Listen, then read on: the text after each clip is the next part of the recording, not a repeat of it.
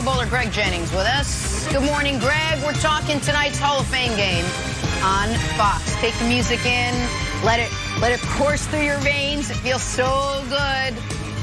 Steelers and Cowboys kicking off the 2021-22 season tonight in Canton. The bar is always set high for these two historic franchises. We're not going to see Big Ben or Dak, though, tonight. We will, however, get a glimpse of a couple of dynamic running backs. Ezekiel Elliott for Dallas, the rookie Najee Harris for Pittsburgh. All right, a lot to get to here. Greg, what are you most excited to see tonight in the Hall of Fame game? For me, it's the music, but maybe it's something different for you. It's that guy right there. It's not CeeDee Lamb, but Dwayne Haskins for the Pittsburgh Steelers. He has a second chance, an opportunity to really impact not only that Steelers team, but his career needs to take off. And I think he has an opportunity. I get it. It's Ben's team.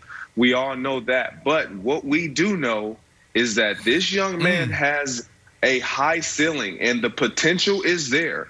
And given his supporting cast now, I believe that Mike Tomlin can really get into his ear and he actually absorb and listen and respond accordingly. The culture is set in Pittsburgh. I think there's a lot of things that Dwayne Haskins can look at and survey, and we can see the best Dwayne Haskins we've possibly seen in the National Football League. I'm talking, he's a first-round pick in 2019. Like the Washington Redskins or the Washington football team, they knew the potential in Dwayne Haskins. And so I'm excited to see it on display. I don't think Mason Rudolph is the guy for the future for the Steelers, but Dwayne Haskins can be that guy. Right. And look, you're right when it comes to him. But, Greg, you know it's all about the mindset at that quarterback position. You got to be a CEO. You can't be the cool kid on the block. You got to go out there and be able to lead up as like you're, leading up to management, head coaches. And you also got to be the guy that pushes and meet your guys where they're at in the locker room. So if he can learn from Big Ben, if he can learn from Coach T, he could be in good position come a year from now when Big Ben possibly go into retirement. So here's the deal. You have no Dak, no Amari, no Zach Martin, no Tyron Smith, no DeMarcus Lawrence, no Big Ben. So who are we left to watch outside of the quarterbacks? You got Najee Harris. Najee Harris is the guy that was drafted for the Pittsburgh Steelers running back. They need that. The Pittsburgh Steelers have been winning the same way for 50 years. The blueprint pretty much hasn't really changed. So for them to get back to winning Super Bowls, they got to get this running game going.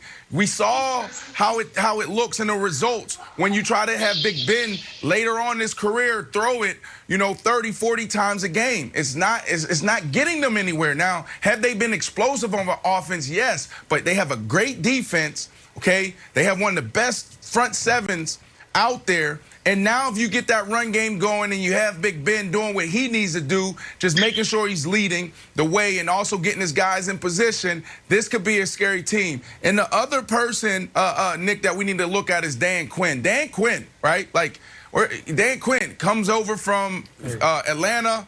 He's now the defensive coordinator for the Cowboys. The Cowboys offense, oh, my goodness. I know you picked them last year, Nick, and I wanted to get away from this conversation, but America's team, this could be the year.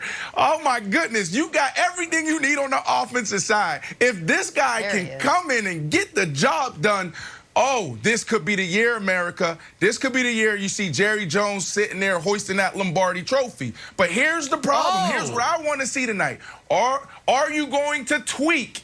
Are you going to tweak your defense? Greg, since we were playing, that Seattle Seahawks defense has never changed, and everybody knows it, right? So when I was playing for the Jets and I was playing for the Chicago Bears, every time we played against Seattle, the scouting report, everything was the same. All right, third down.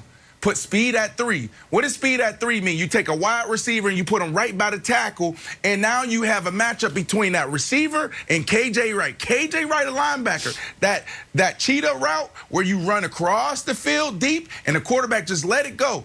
If we have been doing the same play over and over and over again for years, what makes you think that everybody in the NFL don't have the book on this defense? So you went to Atlanta and you had 1 year that was really good, but then after that, everybody start destroying your defense. Why? Because everybody knows what you're doing. So for him to be successful, he has to tweak his defense. And if he tweaks his defense, this could be a very scary, I like that, very scary Cowboys team. Well, and the Cowboys, they have some questions in a good way as far as depth at linebacker. Like, how are they going to get all of their high draft picks over the last few years on the field? They're talking about using Micah Parsons as a guy who's going to rush the passer more, which I actually like that idea. They have a different type of question as far as secondary. It's the opposite of having a surplus of high draft picks. They got a bunch of young guys, bunch of unproven guys, and we know, obviously, when Dan Quinn was with Seattle, and while, yes, KJ Wright and Bobby Wagner are excellent. They had a really good D-line with Bennett, forgetting his name, my apologies. Michael Bennett. Michael Bennett. And Cliff Averill. But thank you. But the strength of it was they had 4 Pro Bowl caliber guys in the secondary, 2 safeties, 2 corners. The Cowboys have nothing similar to that. So how successful is the defense going to be while that secondary is learning on the fly? But Wilds, I agree with Greg that I am interested in the Steelers quarterback situation because it's not just Haskins. It's also, Mason Rudolph was thinking, hey, I'm going to be the heir apparent to Ben Roethlisberger. Then he got bonked on the head by Myles Garrett, and it feels, I mean, if you remember, he wasn't a 7th-round pick. He was an early or a mid-3rd round pick. Second-round Big pick. Ben, if you remember when it happened. I thought it was 3rd. It might have been 2nd round. I might have it wrong. But he wasn't a late pick. When Big Ben, when he got drafted, Big Ben's like, I'm not here to, teach him the playbook, because he saw that the Steelers were saying, remember that, we are prepared to try to move on. And listen, Haskins, the best thing Haskins has going for him is what he did in college and where he was drafted. He didn't exactly wash himself in glory in Washington on the field or off the field. Nope. So I think the Steelers' backup quarterback position, Wilds, is in flux to a degree. And when you have a quarterback such as Big Ben, who, while always plays through injury, seems to almost always get dinged up, you're probably going to have to play your backup quarterback some this year. So that's something I want to watch tonight as well. Yeah, and it's just a preseason game, but I think the stakes for the Cowboys defense and Haskins are pretty high. I think those guys are going to be going full steam. So the other thing to watch about the Cowboys defense is this. This game is super low scoring historically. The winning team of the last 5 games, 14 points, 17 points, 20 points, and 2 scores of 14. So you don't have to score a lot of points. If Dwayne Haskins can go out there and score even 2 touchdowns, that would be a big deal on the scale of what this Hall of Fame game usually produces. So I'm interested in defense and if Haskins can carve them up. All right, football back on Fox tonight. Can't wait to sit down and watch that. Ooh, Steelers and Cowboys. Switch gears.